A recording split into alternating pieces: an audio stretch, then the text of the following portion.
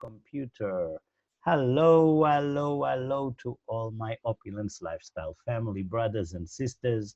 I always do this entry because of the recording again. Today we are here to learn the 38 mistakes of the forensic networker, and we are in mistake number 14. That's a big one. Most of us, including myself, have done that mistake actually many times. It sometimes takes a few mistakes in order to learn and to evolve beyond it. Prejudging. When we are in this place in life that usually comes with victimization, choosing to see the empty cup versus the full cup, a lot of things happen. One of them is prejudging. You see, that mistake causes us to prejudge everything. We prejudge our candidate prospects. They're too good, they're too young, they're too old, they're too rich, they're not interested, la la la. They prejudge the upline. Oh, he always thinks he's better than me. I don't need to do it his way. I can do it my way. Good upline, bad upline. We prejudge the compensation plan. Oh, why do they only pay me on 2 legs? Why can't I just build 1 leg and get paid on it? Oh, why do I? Right? We prejudge the comp plan. And then, of course, we prejudge the management because most likely the management is the one that created the comp plan. We prejudge everything. And we have to remember, our job is not to judge. It's actually to act on whatever we have. We're not here to decide if our company is good or not. We're not here to decide if our products are good or not. We are here to do our job, to take action with what we have. Now, if you think that your company is not good, or if you think that your product is not good, or your compensation plan is not good, or your upline is not good, or your prospects are not good, you probably should not be in this business or this industry because your chances of succeeding is literally zero. Okay, so be wary. Most of the mistakes from the 38 mistakes are creepy ones. You see, it is only 10 years, sometimes later, we can look back and learn this stuff ourselves. The idea of this presentation is to actually teach us this stuff a lot earlier than us learning it ourselves. I'm so sad that I did not have those 38 mistakes when I was 20, because this would have changed so much in my life, not just if I've seen it, but if I have adopted it. So ask yourself, are you watching this just to watch it?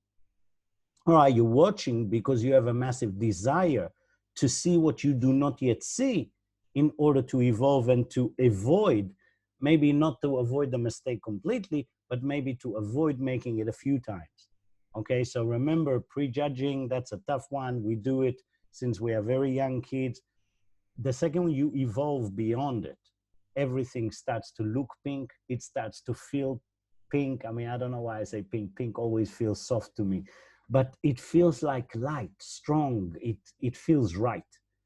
Why? Because we're not prejudging and we're not judging. We're accepting what we have and make the most out of it, which means our mindset is now looking at the full part of the glass and not the empty half, right? Very, very big one on this one. I'm curious if we want to raise maybe a panelist or two to comment on some of that. I will continue with the mistakes. I'll do maybe one more, two more, and then we'll raise some leaders if somebody wants to come and give us some feedback on those mistakes. In the meantime, Yulia, you can search and see, ask in the chat if people want to, and I will continue to the next mistake. That's another big one. And this one is something we all want to really pay close attention because it happens to everyone that I know. It happens to everyone that I know in this industry, in this company, to everyone. You cannot escape it. It will eventually happen if it not happened yet. What am I talking about? Commitment. The difference between trying versus doing, right? Yoda from Star Wars said, do not try, just do, right? And our CEO and owner says, you can't be half pregnant, right? So there is no try, because we either take an action or we don't take an action. So our commitment should just constantly be to take action. Our commitment should not be to try. You don't need to try. I don't try to go to the toilet. I just go, right? So don't try. Do. Do without the fear of failing. Do without the fear of making a mistake. It is usually the people that are so afraid to make mistakes that do not achieve anything in life. Because only through mistakes and failures we can become better and stop making those mistakes and no longer fail on those categories, which means we are evolving, which means we are expanding our comfort zone. We are now comfortable in places we were not comfortable a few months ago. There are 3 phases to commitment. The first one is what we call commitment attempt. That's the trying part, right? We come into a business, a friend brought us, a family member brought us, we found something online, we come through presentations and webinars, we're all excited. So because it all looks good, but we still, like most human beings, do not yet trust in myself. This is not even about a company or something else. We don't trust in ourselves.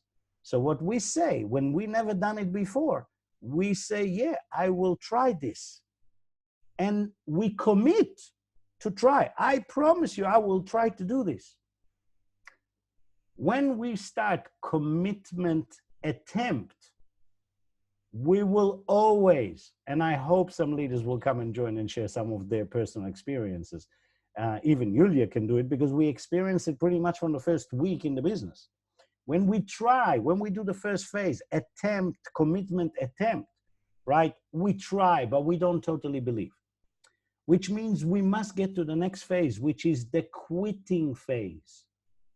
You see, we all, including your brother, many times wanted here to quit, mentally wanted to quit.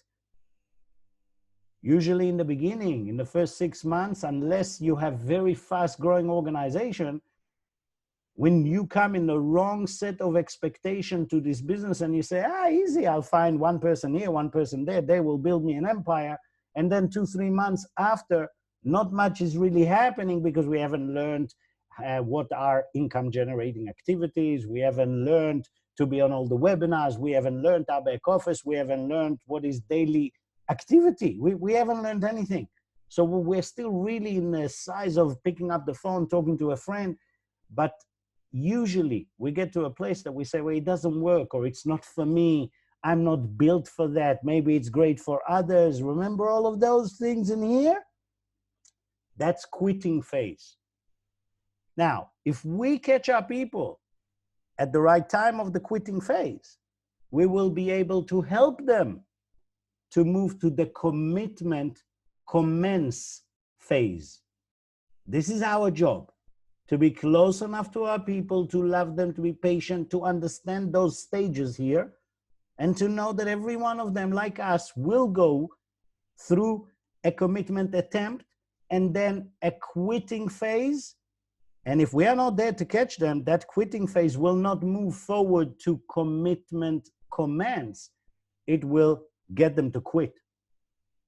Lucky for us, there is a bug, a virus in this industry that once it gets into your body, you really can never quit. Once you have achieved a little bit of something, even LD1, even if you quit, most likely a year after, 2 years after, you will try again, either here or in another company or with another product, but you will try again. It's like a bug, because we love people and we love this industry is brilliant. But when we get to the quitting phase, when we get to believe that we cannot do it, right? This is the most dangerous time for us. And if we have great uplines and they are there to push, give us the hand and move us forward to the commitment commence phase, From there, you are no longer trying. Your commitment is to the system, to the daily activity. Your commitment is truly to yourself with a total understanding at this phase, total understanding that there is no way that you will not achieve what you want to achieve, because you've already been through the first phase of illusion, the second phase of quitting. The next time you come in, and you can ask any leader that has been doing this for a few years, they'll tell you, when you come in, everything changes. Your commitment, your mindset, and most of those mistakes that we are learning here, we've already done. We do not repeat them, and we become much, much better leaders, teachers, and most important, committed individuals towards ourselves, our priority, our goals. Remember, our target is to move as many people from phase 2 to phase 3. Mistake 15 is a big one. Actually, all the 38 are amazing. But really, take some time, think of what I said here, and that will, just this mistake, if you adopt it, understand it, and be there for your people and teach your people to be there for their people, this mistake on its own will make you millions and will help thousands of people if you duplicate correctly. So before I can move on to 16, but maybe this is such too important, especially the commitment one and the number 14. I really want to know if we have someone that raised a hand or wants to comment, or Yulia, yourself, if you want to say a few words, because I definitely know you've been through some of those. And Christine for sure has been through some of those. So let me see if we can make Christine a co-host so we can see her. Hi, Ronen. Can you hear me? I can hear you. I can see you with this virtual background. Hey, everyone. Good evening, everyone on the call. You know, Ronen, when you were talking about the mistake with the commitment, I had goosebumps, actually. I had goosebumps because it was me.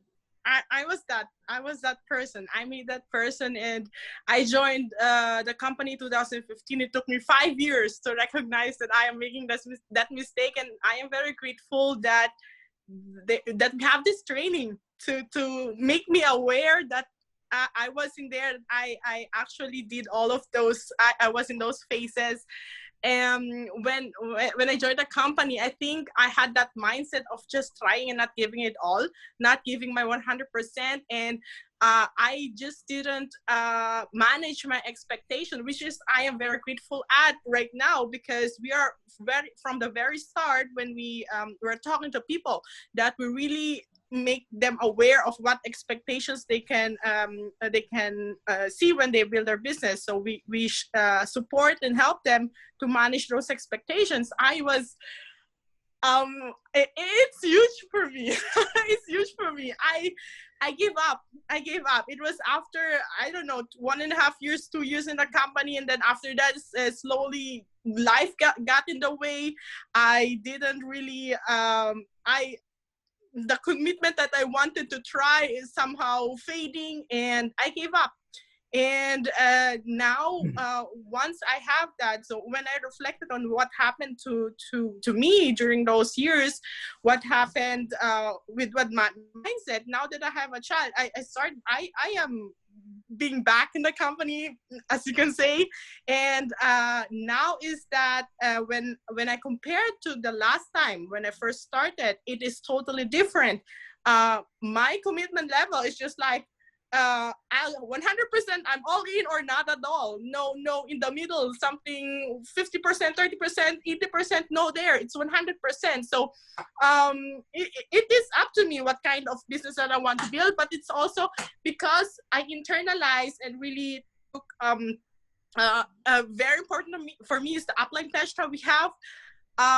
I took it really into my heart, and I think it has also something to do that I am using that as well for my life, personal life, that that me being there, an upline, a leader, a person that I am really ashamed that I gave up.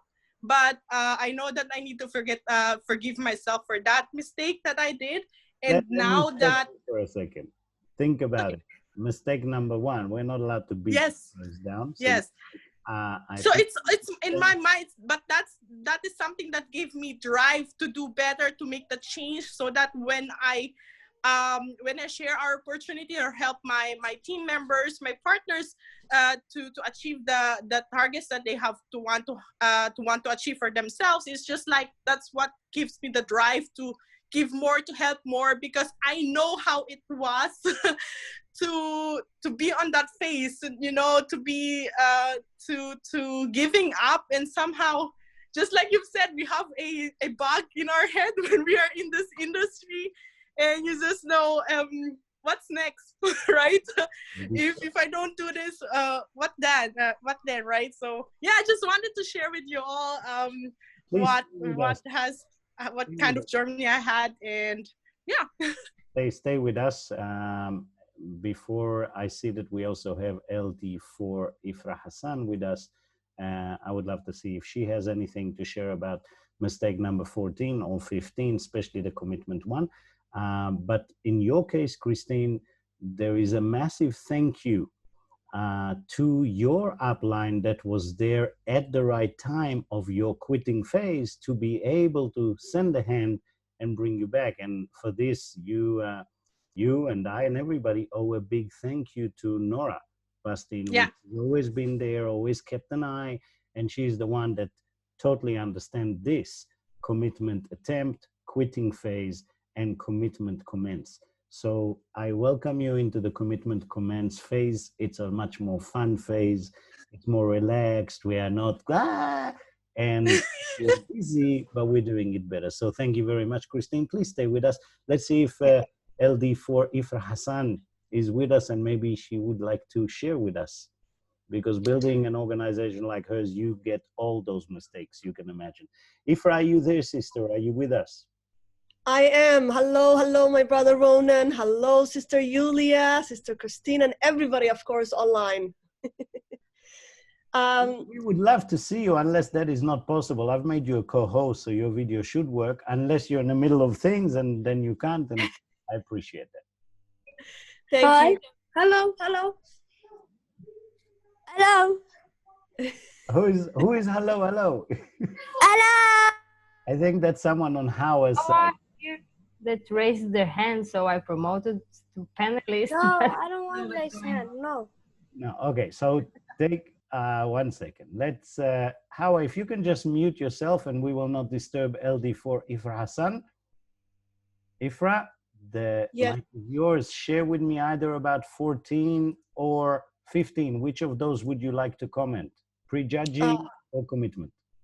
Exactly. So number 14, I do have a number of people who, one of the most common complaints I get is people saying, oh, my upline put me in their personal lake. Therefore, I don't have a lot of support, right? And of course, I always share my own personal experience, and that I was in the same situation 2.5 years ago. And it's funny, it's after I even learned that it actually fired me to work that much harder. So I tell them it doesn't matter where you apply and put you in.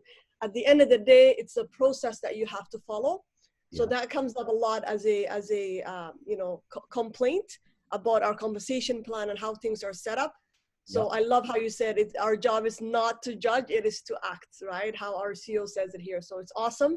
Now, as for the commitment, absolutely, this is huge. This is huge because of the fact that way too many people are joining our organization, very, very excited. But of course, when they get their welcome package, right, reality hits in. Now they're in the real, right? Just yesterday, we were dealing with someone who is having issues because everybody she talked to is putting them down, telling them, oh, the products are too expensive and so forth. So just last night, I was doing a bit of a coaching for her, and I was glad that we actually caught it before she got to the quitting phase, right? So I love when people share their challenges with me and not just keep it quiet and just go away and off the radar. So definitely, this is so important. Sometimes I even have people who just joined, and right away, for whatever reason, few days later, they don't want to have anything to do with the company, right? Just because they don't understand it all. They just need to be educated and nurtured. So I wish everybody that's going through the challenge, I wish I can know before they get to that quitting phase. So that's all I wanted to add. Thank you. And yeah, look, we're always honored to have the people that are making this company great. And obviously it is built out of each and every one of us, you know, like ants, everyone is equally as important. Some of us, when we arrive at the commitment commence phase, we also adopt leadership. And what I have seen through, how long has it been now? 2.5 years, 3 years, I think, sister? Yes. Since you and I have met in Toronto in that day. I do not forget that one. I think that with you, there was never, as far as I remember, there was never really a quitting phase. Maybe there was mentally that we are not aware of, but it feels like you started gradually and grew and grew and grew and grew and grew until the seeds came out of the ground, which is never as we plan. It sort of just suddenly happens.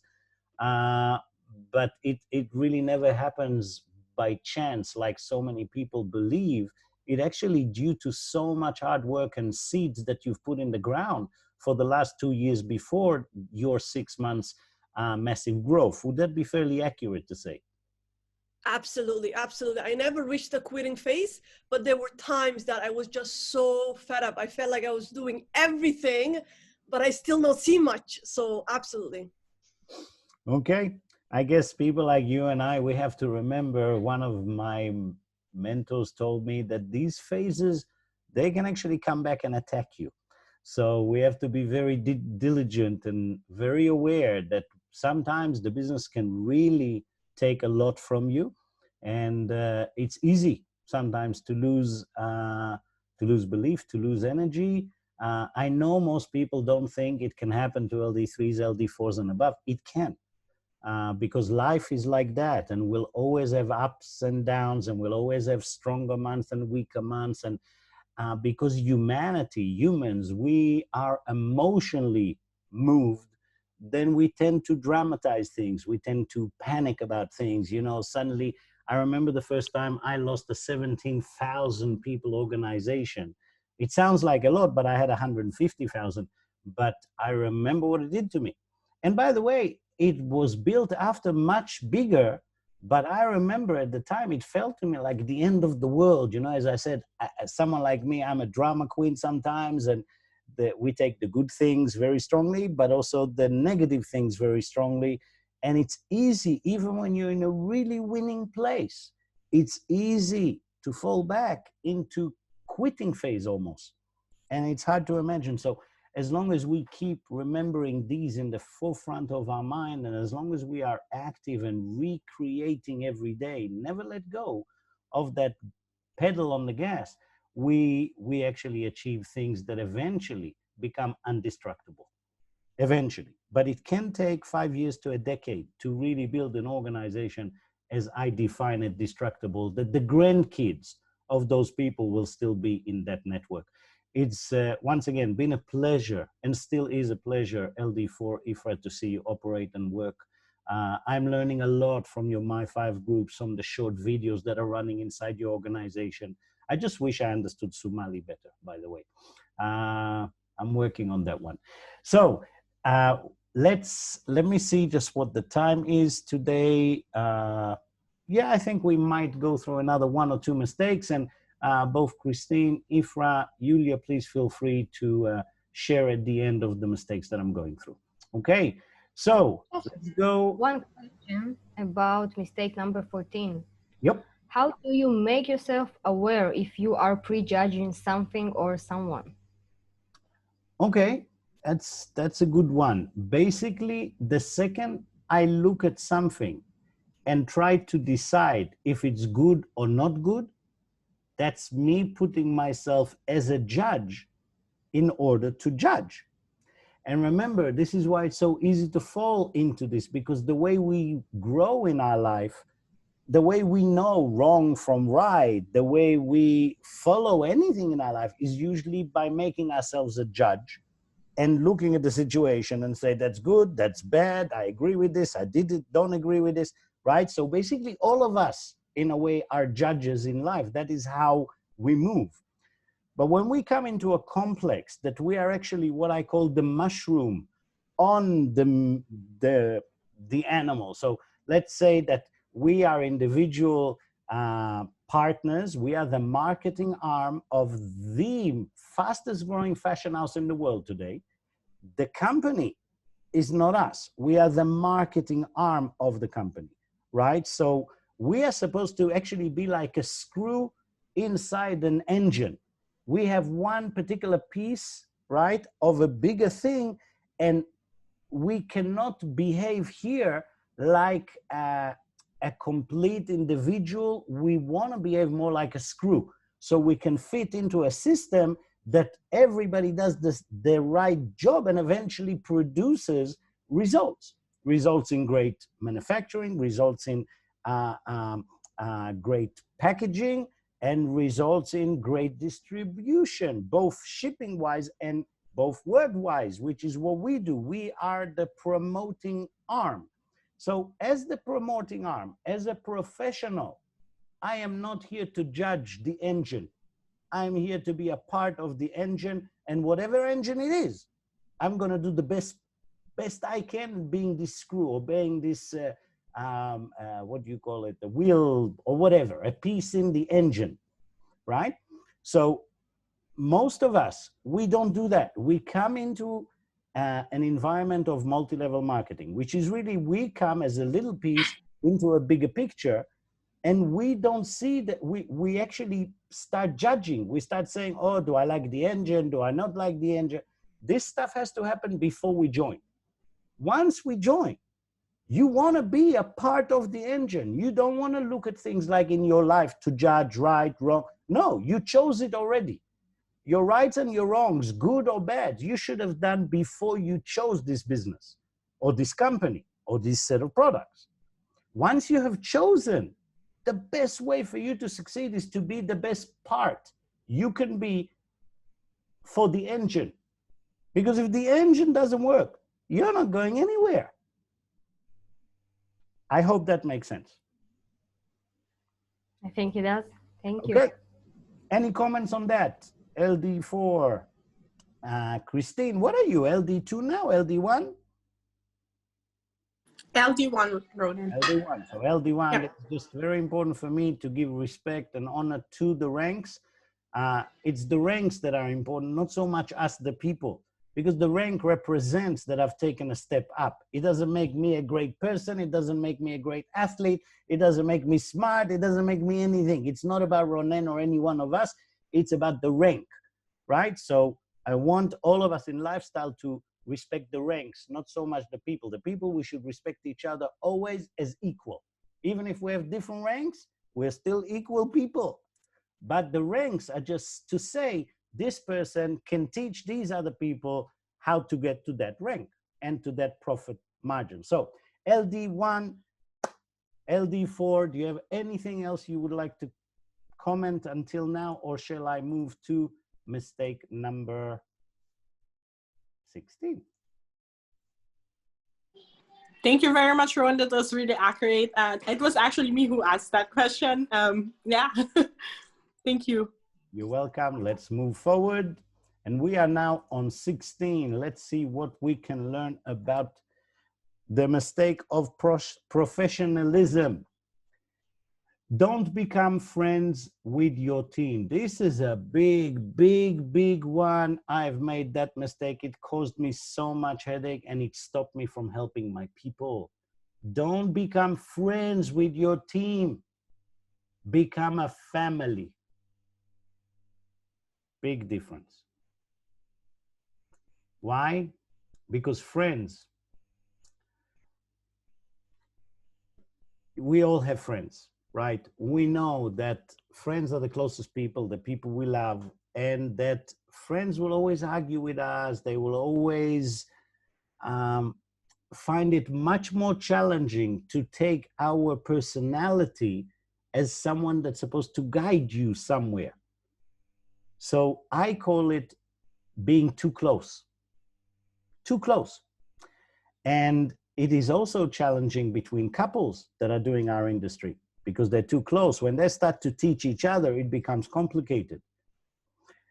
We need to remember as a family, because we are all family orientated, it's very easy for us to adopt information and guidance from our parents, from our grandparents, and even from uncles and aunties, depending on time and age differences and professions. Try to understand that everyone that you bring into this team, into this family of ours, is really like a born baby. And if we had the time, all of us, for every new partner that comes, I would want to have a whole party like you do with a baby that is born, because it's a great celebration. It's a new soul coming into the family. We don't have the time for those, and Corona is preventing us from a lot of things, but please understand the concept is really important. It's a brand new person, and I wish we would treat them as such. Every one of them has a mother and a grandmother and a father and a grandfather. They have those, and the closest we are, we need to remember that the closer you are, the more difficult it is to teach, the more it is for us to run with them together at the same line and use the second generation, third generation in order to teach, because it's easier for us to learn from people we have more distance, right? It's just how it is psychologically.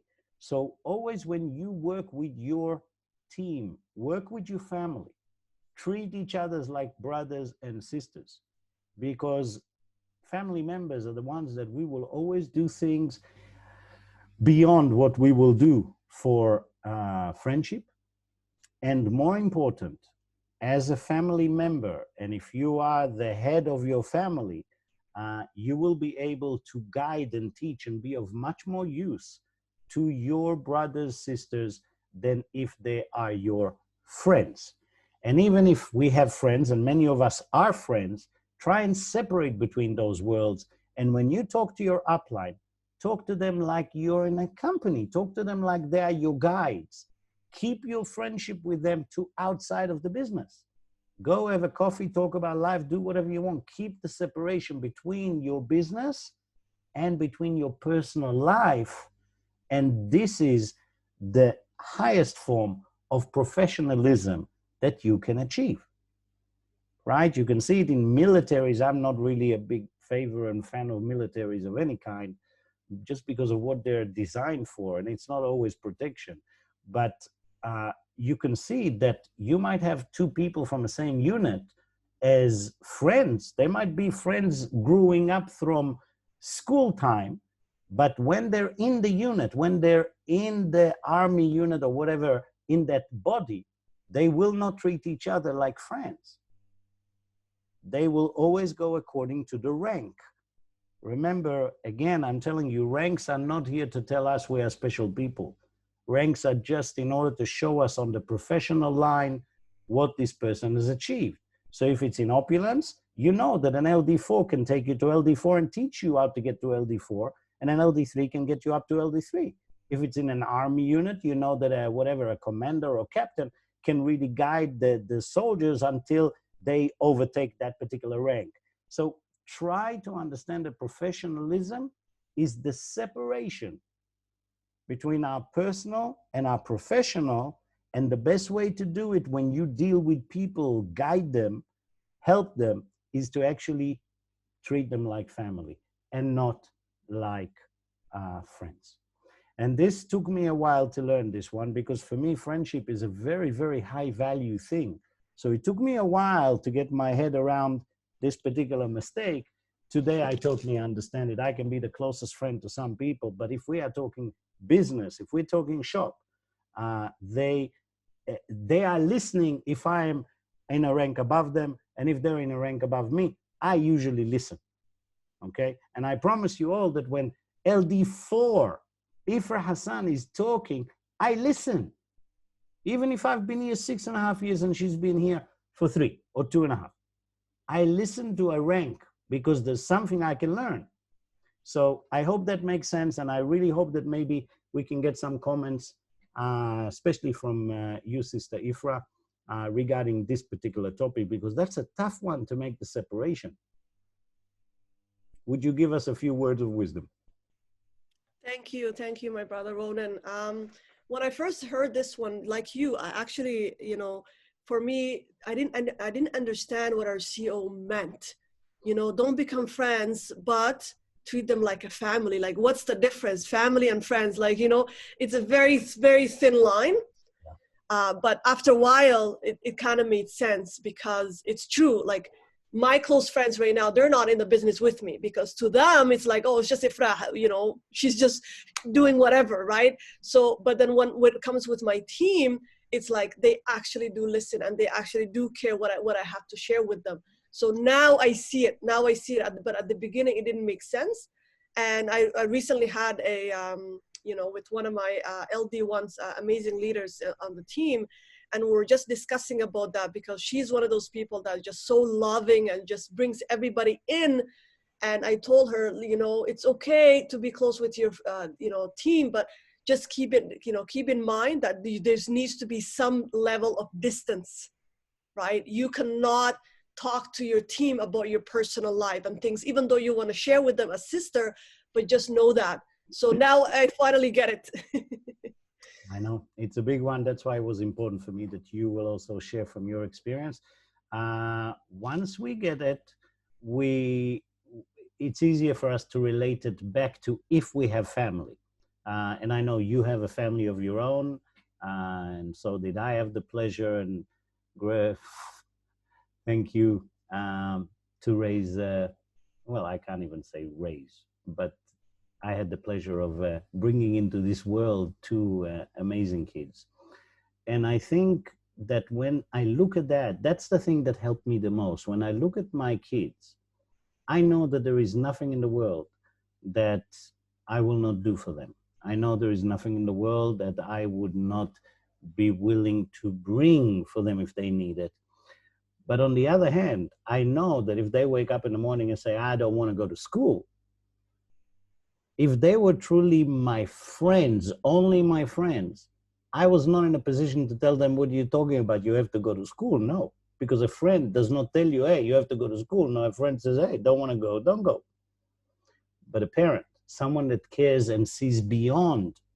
And believe me, in this business, once you've done it for 2 years, 3 years, you went through the ranks, you understand the difference as a parent, like a child that does not see. We see a lot of the things that the young that are joining us cannot yet see.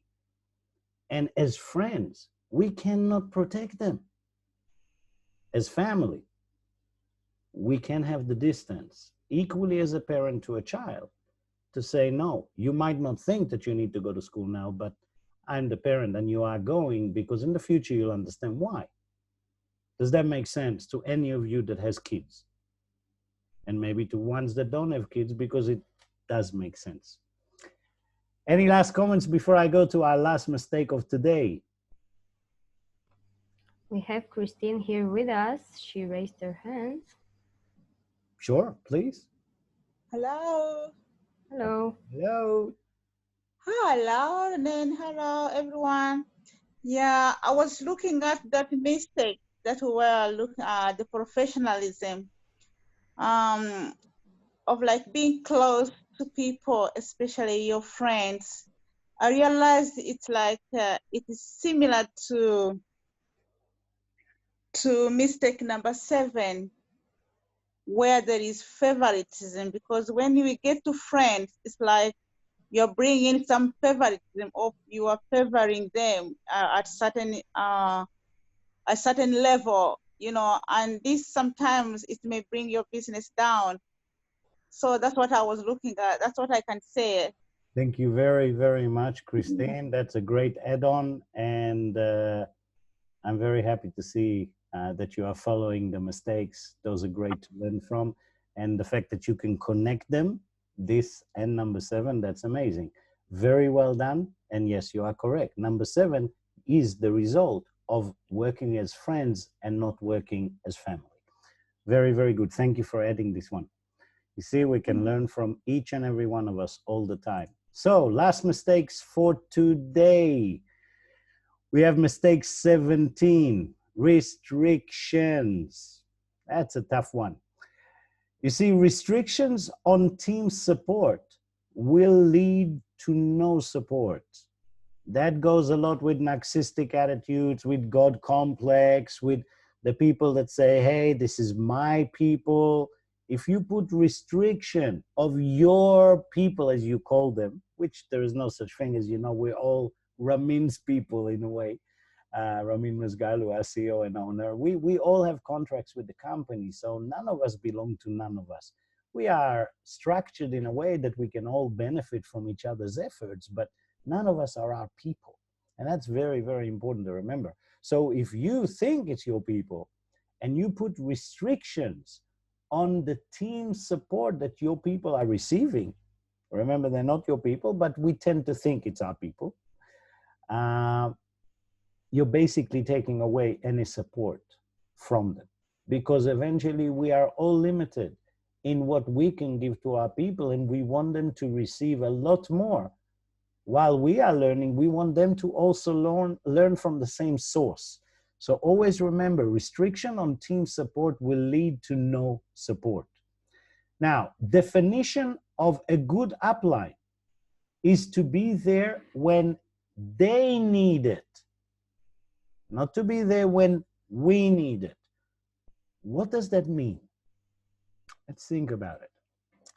So if I have 5 teams, and in those 5 teams, I have certain people, as I said, if I make mistake number 7, right, I have favoritism. I will never be able to get my priorities straight in order to be able to balance and give truly my job, which is to be there when they need it, right? Because the first thing I do is eventually I have 24 hours in a day, right? And if I do not decide and establish my priorities properly with a calendar, putting a map on the wall, looking at all my team, looking at all the individuals, spreading my time accurately through mass training on a webinar, and then maybe doing 3-way calls with, so if I do not decide ahead of time and establish my priorities, I will never be able to be there for my downlines when they need me. I will only be able to be there when I can be there, right? And it's not always when they need me. Remember, we spoke about the commence commitment and then the quitting phase. They need me in their quitting phase when they are quitting, not when it's comfortable for me according to my calendar. So I want, as a leader, this is already leadership material we're talking about here, and usually LD3s, LD4s, they have a big enough team that they have to start dealing with properly decide and establish your priority. Although we really need to do it from the beginning of our business, because our priorities just go mainly for recruiting new customers, new partners, and learning. But eventually, as we grow, we need to start to decide and establish priorities. And to do that in a large organization, if you don't have a map on the wall that shows you the organization, where you want to put your effort, understanding the 20-80% rule, right? We always want to put 20% of our effort on 80% of the people that are producing the lowest volume. And we want to put 80% of our effort on the 20% that are producing the most volume and creating the leadership. Because it is better for me to put more priority time on someone that can teach 100 other people than to put my priority of time on someone that only he will listen and not really do much with it. Remember, we are about duplicating. So we want to reach as many people as possible, and you always want to be there for your downlines when they need it.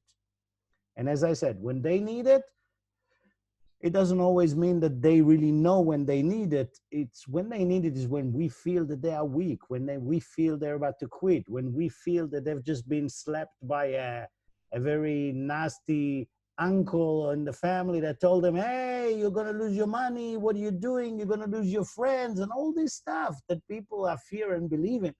That's when they need us.